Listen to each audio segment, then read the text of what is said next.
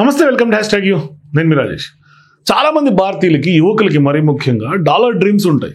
అంటే విదేశాలకు వెళ్ళాలి, సెటిల్ అవ్వాలి, పెద్ద ఎత్తున మంచి పేరు తెచ్చుకోవాలి, ఎన్ఆర్ఐగా తిరిగి రావాలి, అక్కడ సంపాదించినంత భారతదేశం మీద ఇన్వెస్ట్ చేయాలి, లేకుంటే వ్యాపార రంగాల్లో అభివృద్ధి చెందాలి, నేనే సొంతంగా కంపెనీ పెట్టుకోవాలి, CEO అయిపోవాలి, ఎవరో ఇన్స్పైరింగ్ స్టోరీస్ కాదు, మనమే ఒక ఇన్స్పైరింగ్గా ఎదగాలి, ఇట్లా చాలా వరకు డ్రీమ్స్ ఉంటాయి. ఇప్పుడు ఆ డాలర్ డ్రీమ్స్ని, అమెరికా కళల్ని ఇవాళ ఛిద్రం చేస్తున్నటువంటి వ్యక్తి ఎవరైనా ఉన్నారంటే అది అమెరికా అధ్యక్షుడిగా ఉన్నటువంటి డొనాల్డ్ ట్రంప్. ఆయన భారతీయుల యొక్క ఆశల మీద నీళ్లు చల్లుతూ ఉన్నాడు. ఇప్పటికే ఒక రకంగా కక్ష సాధింపు జరుగుతూనే ఉంది. మరోవైపు ఆయన తీసుకున్నటువంటి నిర్ణయాలు అమెరికా మీద ప్రభావం కాదు, భారతదేశంలో కూడా తీవ్రమైనటువంటి ప్రభావం పడుతున్నాయి. ఒక రకంగా కంపెనీస్ షట్ డౌన్ స్టేజ్కి వచ్చేస్తున్నాయి. చాలా వరకు రెసిషన్ లాగా ఉద్యోగాలు ఏ క్షణం ఉంటుందో ఏ క్షణం పోతుందో అర్థం కానటువంటి పరిస్థితిలో ఐటీ రంగం ఇవాళ గాలిలో ఊగిసలాడుతూ ఉంది. అంటే ప్రతిరోజు వాళ్ళు బండి స్టార్ట్ చేసి కారు ఎక్కి ఉద్యోగానికి పోయేంత వరకు కూడా వాళ్ళ ఉద్యోగాల మీద గ్యారంటీ లేదు. ఏ సాఫ్ట్వేర్ నిపుణులకైనా ఇవాళ అంత ఘోరాతి ఘోరంగా చిరికిపోయారు సాఫ్ట్వేర్ ఉద్యోగులు. ఒకప్పుడు సాఫ్ట్వేర్ ఉద్యోగం అంటే చాలా గొప్పగా ఫీల్ అయినటువంటి వాళ్ళందరూ కూడా ఇంజనీర్ అంటే చెప్పుకోవడానికి చాలా గర్వంగా ఫీల్ అయ్యేవాళ్ళు. అటువంటి వాళ్ళు ఇవాళ ఎందుకన్నా మేము ఇంజనీరింగ్ చదివామా, ఎందుకన్నా ఈ సాఫ్ట్వేర్కి వచ్చామా అనే బాధపడే రోజులకి ట్రంప్ తీసుకొచ్చేసాడు. దాంతోపాటుగా మన దేశంలో ఉన్నటువంటి కొన్ని ఆర్థిక రాజకీయ పరిస్థితులు కూడా దానికి కారణమైనాయి. రెండే ఏమి ఎవరికెవరు తీసుకోరు. కానీ ఇక్కడ డొనాల్డ్ ట్రంప్ తాజాగా తీసుకుంటున్న నిర్ణయాలు ఒక ఐటీ రంగం మీద కాదు, ఫార్మా రంగం కానీ లేదు అంటే చాలా రంగాలు కుదేలైపోతున్నటువంటి పరిస్థితి. మరీ ముఖ్యంగా ట్రంప్ సుంకాలు అంటే ఖచ్చితంగా కక్షాదింపులాగా కనిపిస్తూ ఉన్నాయి. అంటే మరొకటి H1B వీసాలకు సంబంధించినటువంటి వ్యవహారం. ఆ వీసాల వ్యవహారంలో ఇప్పుడు కంపెనీలు ఎవరు కూడా మన ఇండియన్స్ని కాదు, ఓవర్సీస్కి సంబంధించినటువంటి ఎవరిని కూడా అమెరికాకు తీసుకెళ్లే పరిస్థితి లేదు.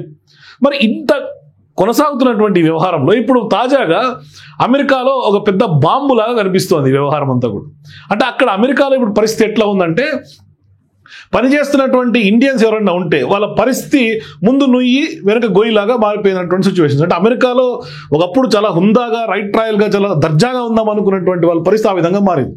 అంటే బండ్లు ఓళ్ళు బండ్లు అవుతాయంటే కూడా ఇదేనేమో ఆ విధంగా అయింది ఇప్పుడు అక్కడ పరిస్థితి.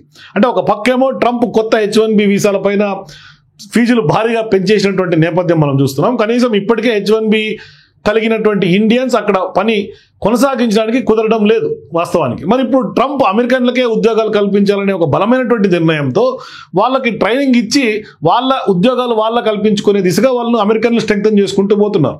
కొన్ని కంపెనీలు అయితే అక్కడ ఉన్నటువంటి పనితీరుతో సంబంధం లేకుండానే ఇండియన్ వర్కర్స్ని పనిలో నుంచి అర్ధాంతరంగా తొలగించేస్తున్నటువంటి సందర్భాలు కూడా ఉన్నాయి. అంటే ఈ నిర్ణయాలు అక్కడ ప్రభుత్వం తీసుకుంటున్నటువంటి, ఆచరిస్తున్నటువంటి విధానాలు, ఆ పాలసీ భాగంగా ఇప్పుడు అక్కడ ఇండియన్స్ని ఉద్యోగాల నుంచి పీకేస్తున్నారు. కనీసం కలలో కూడా ఊహించినటువంటి విధంగా అక్కడ కంపెనీలు ఇండియన్స్ పట్ల ప్రవర్తిస్తున్నటువంటి నేపథ్యం. తాజాగా ఒక అమెరికా కంపెనీ అక్కడ భారత ఉద్యోగులను ఆకస్మికంగా లే ఆఫ్ చేసి పడేసింది. జస్ట్ 4 నిమిషాలు జూమ్ కాల్ ద్వారా నోటీసు కూడా ఇవ్వకుండా లే ఆఫ్ జరిగిందని అక్కడ పనిచేస్తున్నటువంటి ఉద్యోగులు లబోదిబోం అంటూ ఉన్నారు.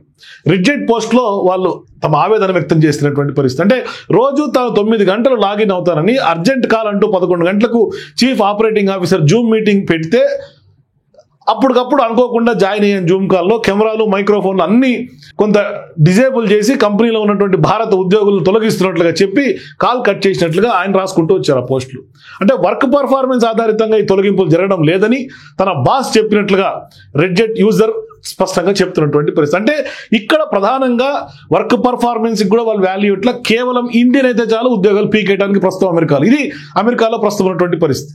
మరి కంపెనీ తమకు నెల జీతం పూర్తిగా ఇస్తామని, అలాగే మిగిలి ఉన్నటువంటి పెయిడ్ లీవ్స్ కూడా డబ్బు చెల్లిస్తామని వాళ్ళు కంపెనీ హామీ ఇస్తుంది, కానీ ఉద్యోగానికి అయితే గ్యారంటీ లేదు.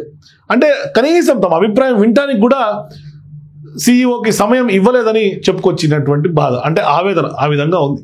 ఇలాంటి ఆకస్మిక లే ఆఫ్లు ఇప్పుడు అమెరికాలో పరిపాటిగా మారుతూ ఉన్నాయి.